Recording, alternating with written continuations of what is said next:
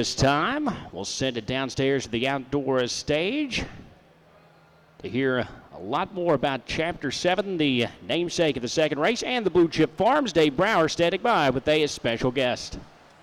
Thank you very much, Gabe Pruitt. We are sitting next to one of my favorite guys in the business. That is Tom Grossman, master of the Blue Chip Farms and Bloodstock, based out of Wallkill, New York, where they are bred in New York to take on the world. That's my favorite slogan. Who came up with that?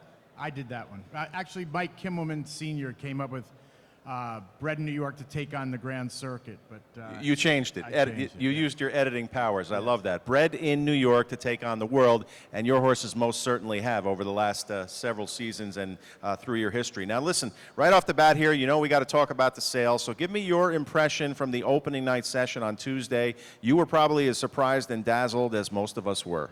Yeah, I was. I'm very happy to see the glass ceiling raised like everyone has talked about.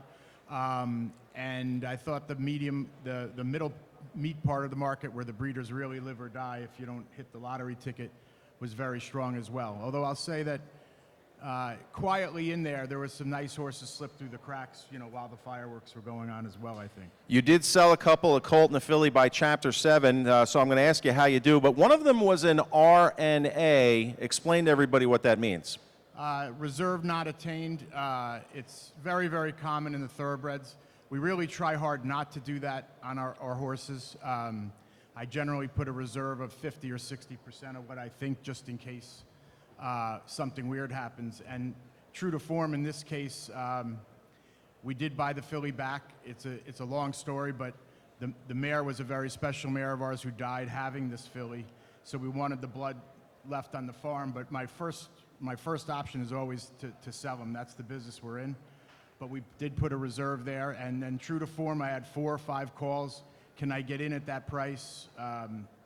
And I was like, well, where were you when the horse was selling? So I think we've sold part of it at a large premium to where it bought back, and it's just the vagaries of the auction system. I still haven't figured it out myself. Does that night give the whole industry a big boost? Yes. I think, I spend some time in the thoroughbred game as well, and it certainly gets attention there, and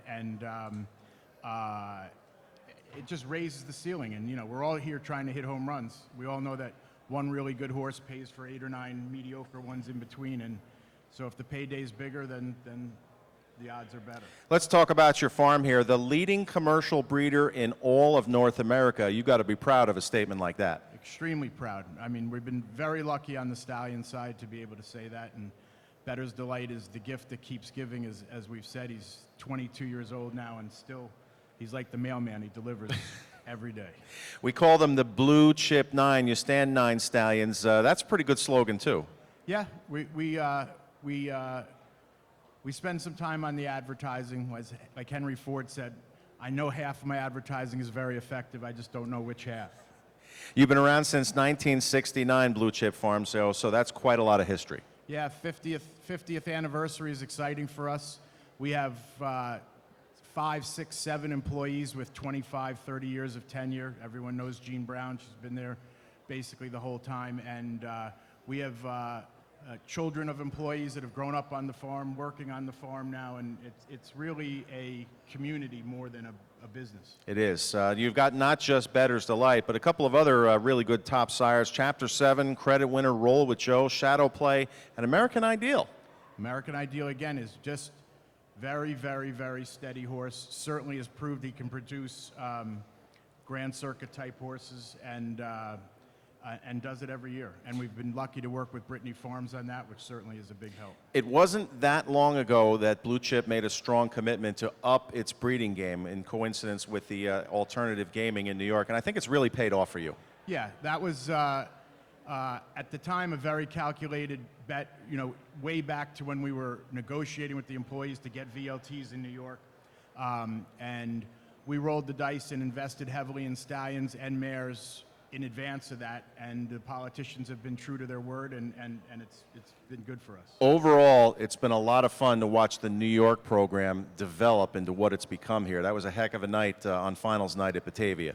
I'm very proud of the New York program. I think, one, the money's very good, and I think it's also recently, to some of the smarter trainers, proven to be a really good place to develop a Grand Circuit type horse where you can keep them from going those all-out miles early on while still earning a return on your investment. And the more that we branch out into horses that have a sire stakes backfall, but certainly Grand Circuit potential is what we've been trying to get to, and I think we're there. I will say though, there's 9% less New York bred yearlings to sell this year than last year.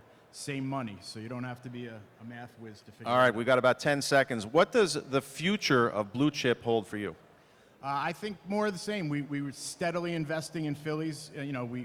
We get rid of 7 or 8 fillies every year and buy 7 or 8 fillies either through the yearling market or, to a lesser extent, the broodmare purchases. Obviously, it's a big event this year with the disbursement of white birch, so we're just going to stay with the program. All right, congratulations to you on the continued success, and good luck with Plunge Blue Chip on Sunday. There you the go. Kentucky Filly Futurity, 1 dash for the cash. Thanks, Tom Grossman. right. Up to Gabe here for the trotting fillies in the second.